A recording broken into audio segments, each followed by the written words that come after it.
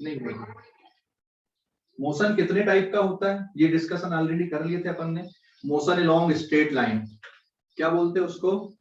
Motion in one dimension बोल देते हैं, बोलते हैं कि नहीं? Motion in one dimension, motion in a plane. तो यहाँ पे मोशन इन अ प्लेन में आपका 2D और 3D। 2D मतलब 2D मोशन मतलब बता सकते हो किसको बोलेंगे बेटा अपन? 2D मोशन, 2D मोशन किसको बोलेंगे? 2D मोशन जैसे आप मान लो कमरे पे चल रहे हो तो आपका मोशन कौन सा है? जैसे मैं यहाँ पे इस कमरे पे चल रहा हूँ, यहाँ से इधर पे गया, ये आया, ये मेरा कौन सा मोशन है? 3D motion. 2D। ये 2D 3D है? 2D मोशन है ना। जैसे मान लो व्हाइट बोर्ड पे, ये व्हाइट बोर्ड है, ये व्हाइट बोर्ड पे कोई चीटी चल रही है, ऐसी व्हाइट बोर्ड पे कोई चीटी चल रही है, तो इसका मोशन कौन सा रहेगा? 2D motion.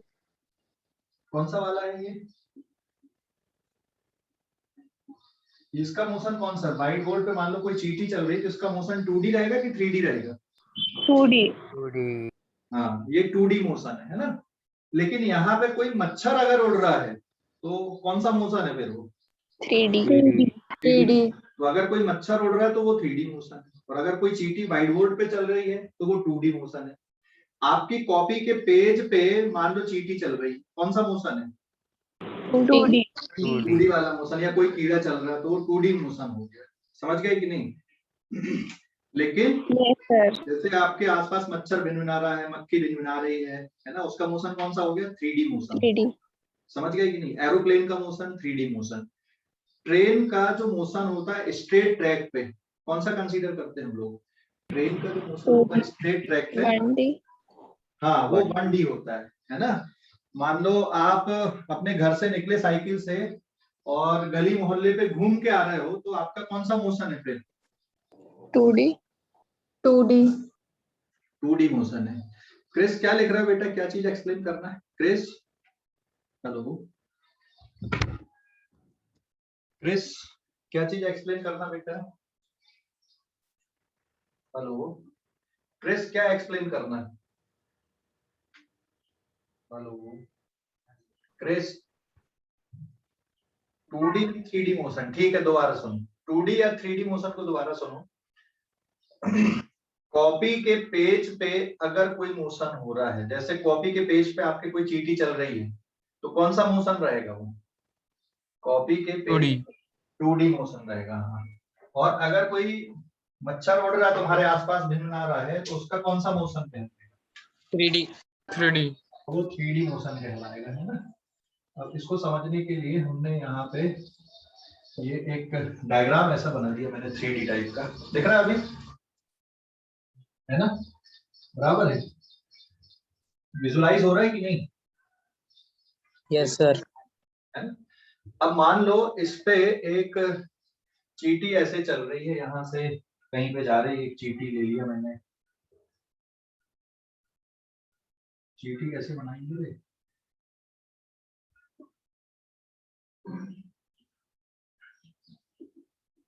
ये कोई चीटी है, ये इस तरह से चल के जा रही है यहाँ से ऐसे, है ना। तो इसका मोशन कौन सा कहलाएगा? ये 2D मोशन कहलाएगा, क्योंकि इसके मोशन को डिस्कस करने के लिए कितने एक्सिस की जरूरत पड़ेगी?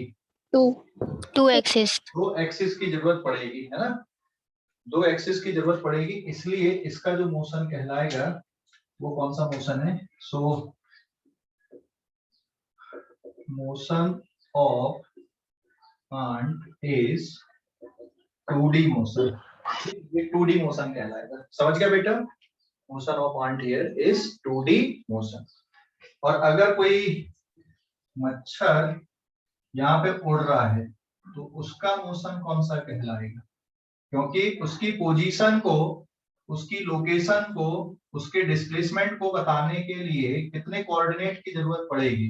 जैसे कोई 3। अब ये उड़ रहा है ना, ऐसा मॉस्किटो, तो इसकी पोजीशन को, इसके डिस्प्लेसमेंट को बताने के लिए कितने एक्सिस की जरूरत पड़ेगी फिर हमको? दो 3 axis. एक्सिस की 2 एक्सिस की? ये तीसरा एक्सिस हो गया है ना जेड कोऑर्डिनेट। तो इसके मॉस्किटो के अब मोशन को अगर आपको बताना है तो अब यहाँ पे आपको कितने एक्सिस की जरूरत पड़ेगी? यहाँ पे इसकी जो पोजीशन आएगी ये एक्स वाई और जेड कोऑर्डिनेट, जबकि यहाँ पे जो चीटी है इसकी जो पोजीशन है ये ओरिजिन है, तो इसका जो पोजीशन वेक्टर आएगा इसकी पोजीशन एक्स और वाई में दी जाएगी। तो ये मॉस्किटो का जो मोशन कहलाएगा ये 3D वाला कहलाएगा, और ये वाला जो मोशन है कौन सा वाला कहलाएगा? 2D वाला मोशन कहलाएगा। समझ गए? हेलो, समझ गए कि नहीं? Yes, sir. है ना? तो जहां पे मोशन को डिस्कस करने के लिए अगर तीनों एक्सिस की जरूरत पड़ रही है, जिसकी पोजीशन को बताने के लिए अगर तीनों एक्सिस की जरूरत पड़ रही है तो वो 3D मोशन है, और जिसके मोशन को या जिसकी पोजीशन को बताने के लिए सिर्फ 2 एक्सिस की जरूरत पड़ रही है, 2 एक्सिस में आपका काम चल जा रहा है, तो हम क्या बोलेंगे? ये कौन सा मोशन है? ये 2D मोशन है। समझ गए? समझ गए कि नहीं? Yes, sir. कोई डाउट बेटा इस पे? कोई डाउट? No, sir. ठीक है, तो इसको नोट कर लो, फटाफट नोट करो आप लोग, इसको जल्दी जल्दी बनाओ फटाफट। सर मेरा नहीं हुआ सर, वेट। हाँ, बोलना। कुछ नहीं सर। हो गया अभी डन? सर वो वाला 2D वाला बनाना दो। क्या? 2D वाला बनाना दो। थोड़ा जल्दी बनाया करो यार, टाइम इतना नहीं है ना, 5 मिनट नहीं लगना चाहिए, सब फटाफट बनाया करो तुम लोग, इतना टाइम नहीं। मैं टाइम एक बाउंडेशन कर दूंगा, इतने टाइम पे बनाना है, थोड़ा स्पीड से बनाया करो। बढ़ाओ लिखने की, इतनी स्पीड पे नहीं लिखना है, स्पीड बढ़ाओ लिखने की, कंटेंट बहुत पढ़ना रहता है अपने को। हो गया अभी? इसलिए भी मैं देखो मेरे पास कोई बने बनाए नहीं, इसलिए मैं तुम्हारे सामने बनाता हूँ ताकि तुम लोग भी सीखो कि कैसे बनाते डायग्राम, इसलिए मैं तुम्हारे सामने बना रहा हूँ। नहीं तो ये सब बने बने भी अपन कर सकते थे, जैसे डिजिटल बोर्ड में पढ़ाना होता है ना, इसलिए मैं तुम्हारे सामने बनाता हूँ ताकि तुम लोग भी सीखो कि कैसे बनाते हैं। हो गया क्या? हो गया sir. Okay, now page number 2।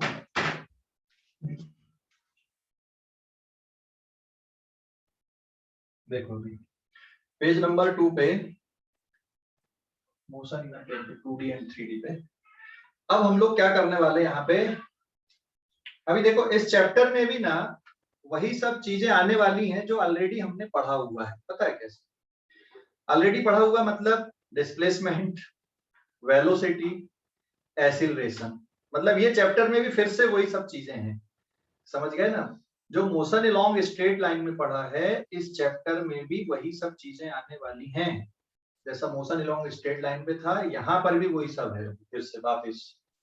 समझ गए? यहाँ पर भी फिर से वही है जैसा इसमें पढ़े थे हमने motion in a straight line पे। तो सबसे पहले हम लोग देख ले रहे हैं position vector and displacement vector. Position vector already पढ़ चुके हैं, पोजीशन वेक्टर कि नहीं पढ़े? बताओ जरा। पोजीशन वेक्टर सर पढ़े। पढ़ लिए है ना? तो यहाँ पे अब हम लोग शुरुआत यहीं से करते हैं, पोजीशन वेक्टर किसको बोलते हैं। तो पोजीशन वेक्टर का मतलब बेटा है कि जैसे मान लो ये है y एक्सिस, ये है x एक्सिस, ये है सॉरी ये x एक्सिस हो गया, ये हो गया z एक्सिस, ये हो गया ओरिजिन यहाँ पे। ठीक है, तो यहाँ पे कोई पार्टिकल है या कोई पॉइंट है, इसके कोऑर्डिनेट है x, y और z। तो इसका जो पोजीशन वेक्टर कहलाएगा वो ये कहलाएगा, हाँ या ना? O से लेकर C तक का। ठीक है, इसके कोऑर्डिनेट चलो जैसे मैंने ले लिया 2, -3 एंड 4 मान लो इसके कोऑर्डिनेट है, तो position vector of P will be given by, इसके बराबर आएगा यहाँ पे पोजीशन वेक्टर, शॉर्ट फॉर्म में लिखते हैं अपन डायरेक्ट, पोजीशन वेक्टर R या फिर OP की वैल्यू किसके बराबर आएगी बेटा यहाँ पे? सो देयरफॉर R वेक्टर किसके बराबर? xi cap plus yj cap plus zk cap, या फिर ये डेटा के अकॉर्डिंग जो पोजीशन वेक्टर है 2i कैप फिर कितना लिखोगे -3 j cap plus 4 k cap. अब अगर ये मीटर में है तो पोजीशन वेक्टर आपका मीटर में बन जाएगा, है ना, पोजीशन वेक्टर आपका मीटर में बन जाएगा। अगर ये जो वैल्यू है x y z जो कोऑर्डिनेट है ये मीटर में अगर दिए हुए तो यहाँ पे ये वैल्यू मीटर में आ जाएगी। इसका मैग्नीट्यूड चाहिए तो इसका मैग्नीट्यूड किसके बराबर आ जाएगा, r मतलब magnitude it is 2 square plus of -3 का स्क्वायर प्लस ऑफ 4 का स्क्वायर। तो ओवरऑल इसका मैग्नीट्यूड हो गया 4 + 9 + 16 कितना हो गया टोटल √29 इसका मैग्नीट्यूड आ गया। ठीक है, और x एक्सिस के साथ अगर एंगल चाहिए कि यार इसका x एक्सिस के साथ कितना एंगल है, अल्फा है, y एक्सिस के साथ बीटा है और z एक्सिस के साथ कितने का एंगल बनता है, गामा का। तो cos अल्फा की वैल्यू ये भी सिखाया था मैंने, cos अल्फा की value x divided by r मतलब 2 डिवाइडेड बाय √29 फिर cos beta y upon r it is -3 divided by √29 and cos gamma is z upon r and its value is 4 divided by √29। समझ गए कि नहीं? Hello, समझ गए इतना? Position Yes, sir. वेक्टर एक बार और रिवाइज हो गया, रिकॉल हो गया, फटाफट नोट करो इसको भी। अब हम लोग पढ़ेंगे डिस्प्लेसमेंट वेक्टर, जल्दी जल्दी। नेक्स्ट फिर डिस्प्लेसमेंट वेक्टर, नेक्स्ट क्या है अभी, डिस्प्लेसमेंट वेक्टर अभी। ठीक है, तो ये तो था पोजीशन वेक्टर, नेक्स्ट है फिर displacement vector. Now this is page number 3, displacement vector.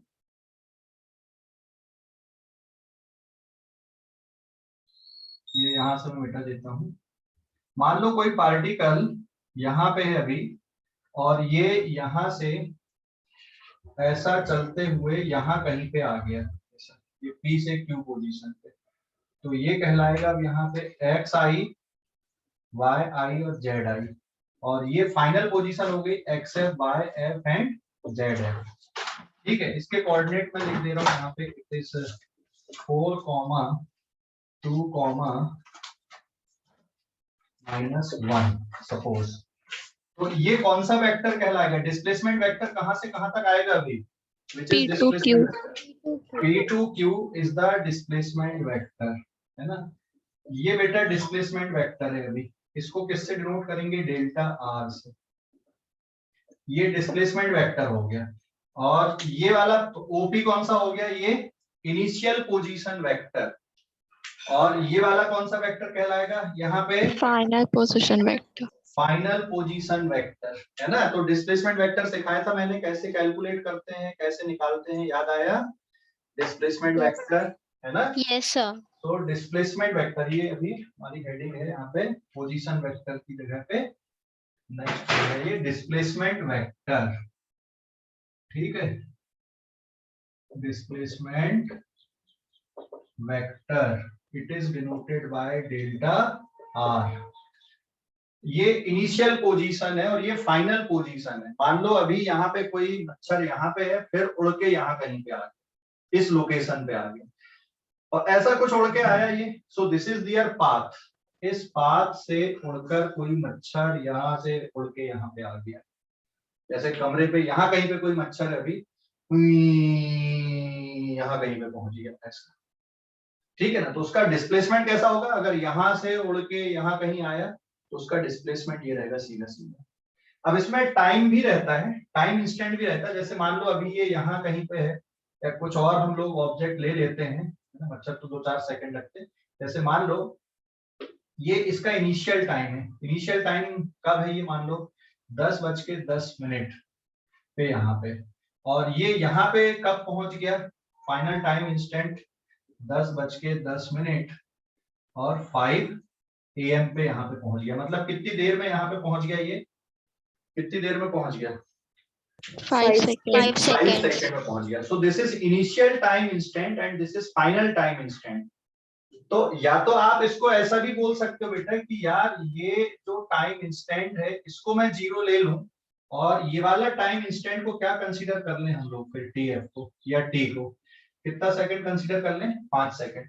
तो 5 सेकंड में ये पार्टिकल या मच्छर यहाँ पे पहुंच गया है। तो एक्चुअल में घड़ी के हिसाब से जो हमारी घड़ी होती है मोबाइल की या फिर उसमें टाइम ऐसा चलता है ना।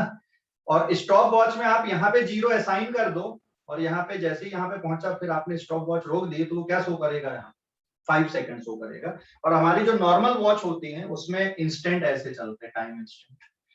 सो डेल्टा आर ये क्या बन गया यहाँ पे, इसका डिस्प्लेसमेंट वेक्टर बन गया। समझ में आ गया कि नहीं? सो डिस्प्लेसमेंट वेक्टर का कैलकुलेशन कैसे बताया था मैंने? So therefore displacement vector delta r किसके बराबर, पी क्यू कैसे लिखते हैं अपन, PV of Q minus PV of P बराबर है। So displacement vector is final position vector minus क्या करते हैं बताओ, final Initial position vector. Initial position vector है ना। तो फाइनल पोजीशन वेक्टर कौन से वाले, क्यू वाले कोऑर्डिनेट के। तो ये आ जाएगा x f i cap plus y f j cap plus z f k cap and minus of x I cap plus y i j cap plus z i k cap. समझ गया बेटा?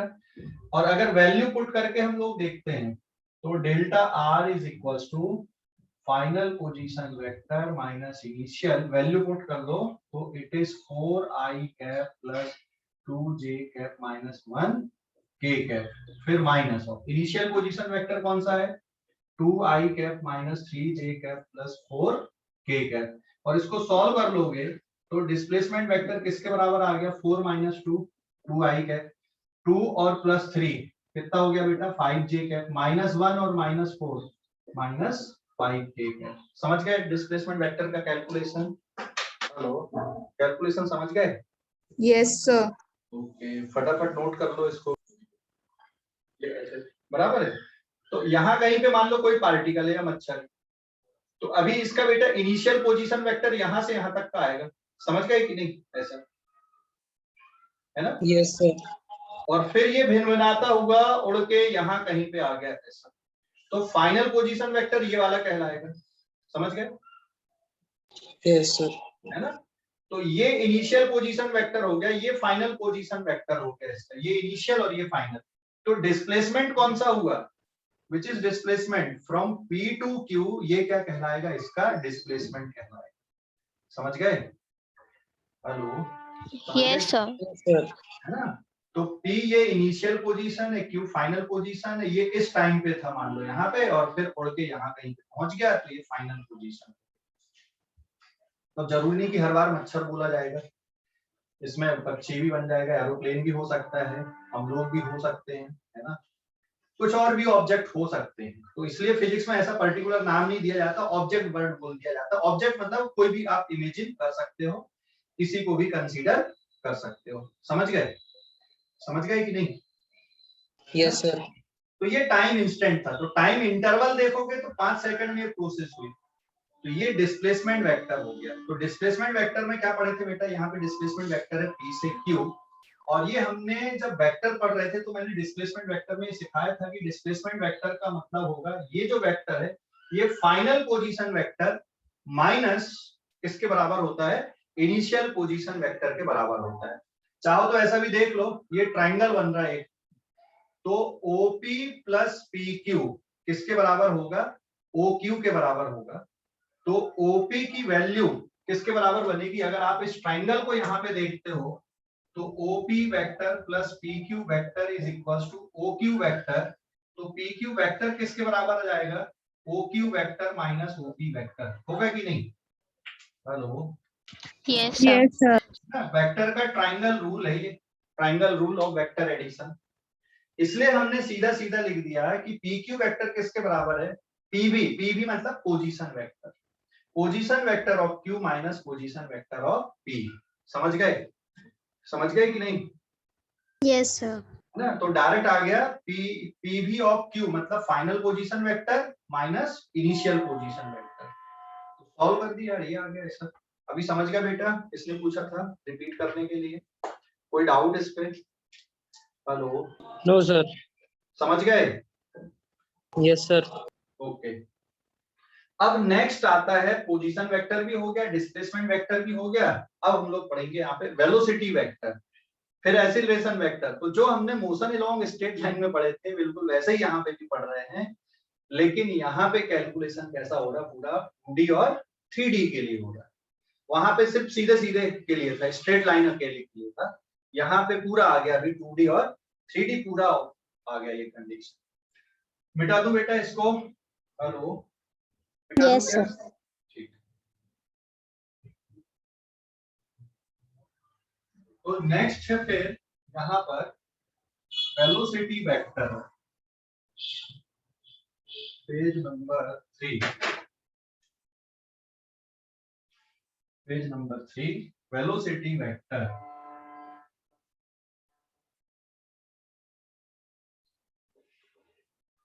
Velocity vector है ना, बहुत आसान है, फिर से बिल्कुल वैसी कहानी चलने वाली है।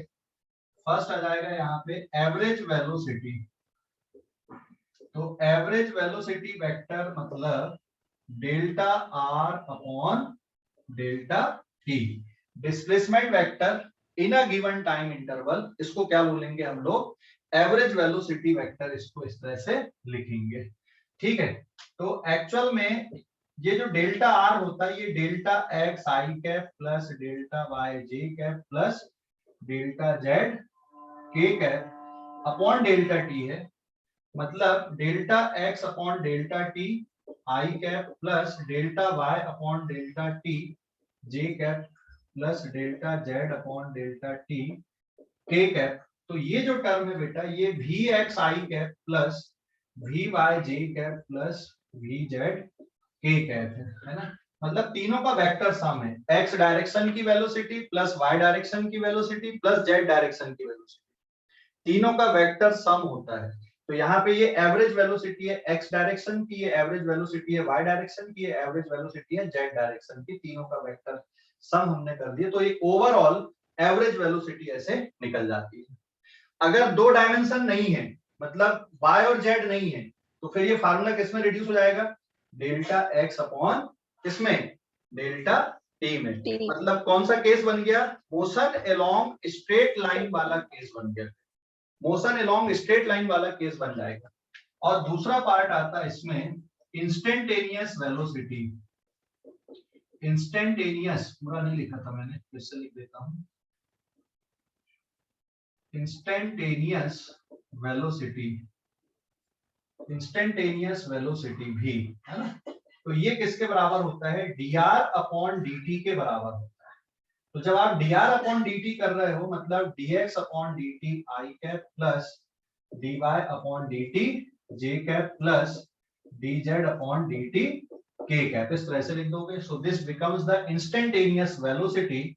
और इंस्टेंटेनियस वेलोसिटी भी आप vx i cap plus V Y J cap plus V Z K cap कर दोगे, समझ गए ना। और यहीं पे इंस्टेंटेनियस स्पीड अगर आपको चाहिए, इंस्टेंटेनियस स्पीड अगर चाहिए, तो वेलोसिटी का जो मैग्नीट्यूड होता है उसको हम लोग बोलते हैं इंस्टेंटेनियस स्पीड।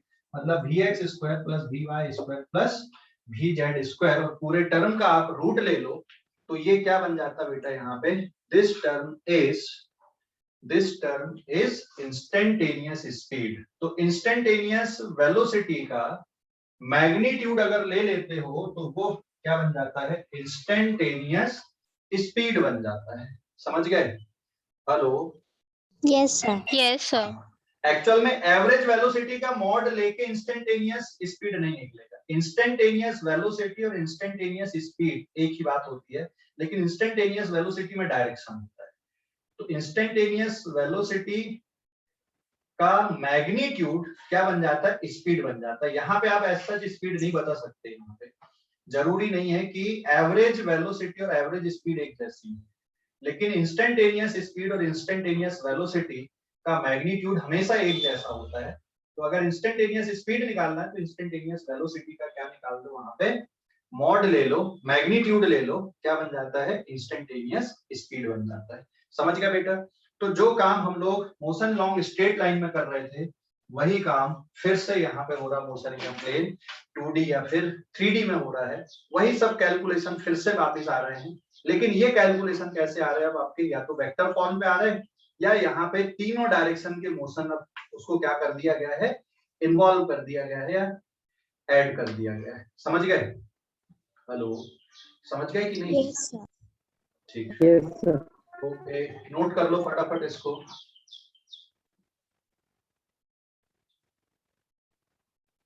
दोनों का सेम फार्मूला कैसे हो गया बेटा? एवरेज के लिए क्या करते हैं हम लोग? एवरेज के लिए डेल्टा टर्म यूज करते हैं, फाइनाइट चेंज इन पोजीशन, और इंस्टेंटेनियस के लिए क्या है, dr अपॉन dt, और ये क्या है, डेल्टा r अपॉन dt। यहाँ पे delta x upon delta t, यहाँ पे dx अपॉन dt। हाँ, इक्वेशन के टर्म पे आप चाहो तो यहाँ पे ऐसा अलग करके लिख दो, वो थोड़ा बढ़ जाता है, इसलिए मैंने नहीं लिखा था। v average along x direction, इसको क्या लिख सकते हो, v average along y direction, इसको क्या लिख सकते हो, v average along z direction. Unnecessary का बढ़ता है, इसलिए मैं इसको vx i cap plus vy j cap plus vz k cap लिख देता हूँ। बट ये एवरेज टर्म है कि x डायरेक्शन की एवरेज वेलोसिटी क्या है, y डायरेक्शन की एवरेज वेलोसिटी क्या है। जबकि यहाँ पे dr अपॉन dt में dx upon dt i cap plus dy upon dt j cap plus dz upon dt k cap, इसमें ये इंस्टेंटेनियस वेलोसिटी है x डायरेक्शन की, इंस्टेंटेनियस है y डायरेक्शन की, और ये इंस्टेंटेनियस है कौन सी डायरेक्शन की, z डायरेक्शन की। अभी समझ गए? हेलो, समझ गए? Yes sir. ठीक है, फटाफट नोट करो इसको जल्दी जल्दी। अब अभी मुझे ये बताओ, एक्सीलरेशन वेक्टर अगर लिखना तो कैसे लिखोगे? यहीं से हम लोग एक्सीलरेशन को लिख सकते हैं। Acceleration vector, this is page number 4। Acceleration vector मैं इसीलिए इसी पे लिख के बता रहा हूँ कि क्या होता है एक्सीलरेशन वेक्टर, है ना? तो इसमें भी क्या आएगा, एवरेज एक्सीलरेशन आएगा। एक्सीलरेशन वेक्टर सबसे फर्स्ट एवरेज एक्सीलरेशन। तो एवरेज एक्सीलरेशन मतलब क्या होता है, delta v upon delta t, change in velocity in a given time interval, change in velocity vector in a given time interval। यहाँ पे बहुत इंपॉर्टेंट बात ये है कि वेलोसिटी में चेंज कितने तरीके से हो सकता है, थोड़ा सोचो जरा। वेलोसिटी में चेंज कैसे हो सकता है, कैसे चेंज आएगा, बता सकते हो क्या? वेक्टर कैसे चेंज होता है, final velocity minus initial upon time interval. How any vector is changes, कोई वेक्टर कैसे चेंज हो सकता है, किस जब वजह उसका से? डायरेक्शन और डायरेक्शन मैग्नीट्यूड चेंज हो जाए। मैग्नीट्यूड। डायरेक्शन चेंज हो तो भी वेक्टर चेंज होता बेटा, है ना? Yes, sir. मैग्नीट्यूड का भी होता है। मैग्नीट्यूड चेंज हो तो भी वेक्टर चेंज होता है, और दोनों अगर हो दोनों जाता है। बदल रहे हैं तो भी चेंज होता है। जैसे यहाँ पर ये जो डेल्टा v वेक्टर है, it is change in velocity vector है, ये change in velocity vector, final velocity vector minus initial, change in velocity vector. ठीक है, तो वेक्टर कैसे चेंज होगा, if direction change, if magnitude change, और इफ बोथ चेंज, दोनों चेंज हो, है ना? दोनों चेंज हो तो हम बोलेंगे यार कि वेक्टर बदल गया, है ना? बोलते हैं अरे यार तू बहुत बदल गया दोस्त। कैसे बोलते, बहुत बदल गया करके? क्यों बोलते हैं ऐसा, क्यों बोलना पड़ता है बहुत बदल गया? या आप अपने मतलब जो रिलेटिव्स हैं ना, क्लोज रिलेटिव, मामा मामी दादा दादी नाना नानी, बहुत दिन के बाद अगर मिल रहा है, वो क्या बोलते हैं, अरे कितना चेंज हो गया, बोलते कि नहीं बोलते? ठीक है, आपका अपीयरेंस बदल गया, आपका फिजिक बदल गया, बहुत सारी चीजें चेंज होती। तो वेक्टर में चेंज कब होता है, या तो उसका डायरेक्शन बदले, या उसका मैग्नीट्यूड बदले, या दोनों बदल जाए तो हम बोलेंगे कि यार ये वेक्टर बदल गया। समझ गए? ये वेक्टर बदल गया। तो जैसे ये एक वेक्टर है और उसके बाद ये वेक्टर कैसा हो जाए, इसका डायरेक्शन बदल जाए, ऐसा। समझ गए कि नहीं? अभी वेक्टर ऐसा जा रहा, अब डायरेक्शन ऐसा हो गया ना, नहीं समझे तीनों? इफ डायरेक्शन चेंज का मतलब है कि जैसे कोई वेक्टर अभी ये है, मान लो ये इनिशियल टाइम पे है और डायरेक्शन बदल गया ऐसा, ये फाइनल टाइम पे, फर्स्ट। दूसरा हम लोग क्या बोल रहे थे, मैग्नीट्यूड बदल रहा है, यार ये इनिशियल टाइम पे है, मैग्नीट्यूड बदल गया, डायरेक्शन वही है, ये आ गया ऐसा। और तीसरा केस क्या बोल रहे थे हम लोग कि मैग्नीट्यूड भी बदले और डायरेक्शन भी बदले, इनिशियल टाइम पे ये है, फाइनल टाइम पे ये हो गया। आप चाहो तो इसको वेलोसिटी के हिसाब से ले लो, जैसे अभी वेलोसिटी ये वाले डायरेक्शन पे है, मान लो ये 10 मीटर पर सेकंड है और ईस्ट का डायरेक्शन है ये, बराबर है। अब डायरेक्शन चेंज हो गया, फाइनल वेलोसिटी कितनी आ गई, 10 मीटर पर सेकंड है, बट डायरेक्शन इज डिफरेंट। यहाँ पे वेलोसिटी 10 मीटर पर सेकंड है, डायरेक्शन इसका ईस्ट है। और अब वेलोसिटी कितनी हो गई बेटा, 8 मीटर पर सेकंड हो गई, डायरेक्शन अभी भी ईस्ट है। यहाँ पे इनिशियल वेलोसिटी मान लो 10 मीटर पर सेकंड है, डायरेक्शन ईस्ट है। और फाइनल वेलोसिटी हो गई यहाँ पे मान लो 8 मीटर पर सेकंड, लेकिन डायरेक्शन अब बदल गया। तो वेलोसिटी चेंज किस तरह से होती है, समझ में आ गया कि नहीं? क्या क्या हो सकता है वेलोसिटी चेंज होने पे? डायरेक्शन अकेला बदल जाना, मैग्नीट्यूड बदल जाना, या फिर दोनों बदल जाना। समझ गए? अरे बोलो जल्दी से। Yes, sir. या तो डायरेक्शन बदल जाना, या मैग्नीट्यूड बदल जाना, या दोनों बदल जाना, तो हम बोलेंगे यार ये वेक्टर बदल गया। ठीक है, क्लियर हो गया? दूसरा केस है यहाँ पे इंस्टेंटेनियस एक्सीलरेशन। देख यहाँ पे ना, इसको आप ऐसा लिख सकते हो, delta V X upon delta T I cap plus delta V Y upon delta T J cap plus delta V Z upon delta T K cap. मतलब ये वाला एक्सीलरेशन हो गया x का, ये एक्सीलरेशन हो गया y का, और ये वाला हो गया z का। तीनों का मिला के आप लिख सकते हो। और जो दूसरा केस है instantaneous acceleration a vector, it is rate of change of velocity vector dv upon dt, या फिर एक्चुअल में वेलोसिटी वेक्टर खुद dr अपॉन dt के बराबर होता है, तो it can be written as dr square vector upon dt square. और इसको आप ऐसा भी लिख सकते हो, dv अपॉन dt एक्स आई cap plus dv y upon dt j cap plus dv z upon dt k cap, ऐसा भी लिख सकते हो। मतलब ये बन गया ऐसा यहाँ पे कि a can be written as a X I cap plus a y j cap plus a z k cap vector. समझ गए ना? समझ गए कि नहीं? Yes, sir. Yes, sir. तो यहाँ पे अभी देखो फिर से ये पूरा चैप्टर ना, मतलब कुछ नया नहीं पढ़ने वाले, फिर से वही वेलोसिटी, डिस्प्लेसमेंट, एक्सीलरेशन, फिर से वही कहानी चल रही है, लेकिन 2 और 3 डायमेंशन के लिए अब ये कहानी चलने वाली है ना। 2 और 3 डायमेंशन के लिए बेटा ये कहानी चलने वाली, तो नया कुछ नहीं आ रहा कॉन्सेप्ट में, कॉन्सेप्ट वही है, कहानी नहीं है फिर से यहाँ, है ना? समझ गए? तो फिजिक्स में यही है यार, मतलब आपको हर चैप्टर, जैसे चैप्टर बदलेगा ना, ऐसा जरूरी नहीं कि यार एकदम पूरी नई नई चीज है, थोड़ा सा चेंज, फिर से पूरा बाकी वैसा ही वैसा। ठीक है, अब यहाँ पे आप पूरा जो मोशन है उसको आप वेक्टर फॉर्म पे आप उसकी स्टडी करने वाले। ठीक है, क्लियर? नोट कर लो फटाफट इस पेज को। समझ में आया बेटा? क्वेश्चन ये ले रहा हूं मैं यहाँ पे, if position vector is given by 2t square I cap plus 3t cube j cap plus minus t square k cap in meter, then find, सबसे पहले क्या निकालना हमको, position at, find r at t equals to 2 second पे। तो 2 second पे t की value find out करना, कितनी आएगी 2 सेकेंड पे r की वैल्यू। तो 2 सेकेंड पे r की वैल्यू कितनी आएगी बेटा, इसका सॉल्यूशन r की वैल्यू 2 सेकेंड पे, तो यहाँ पे 2 इंटू 2 का स्क्वायर आई कैप प्लस 3 इंटू 2 क्यूब जे कैप माइनस कितना होगा 2 स्क्वायर के कैप। तो सॉल्व करने पे कितना हो गया ये 8 आई कैप प्लस 12 J.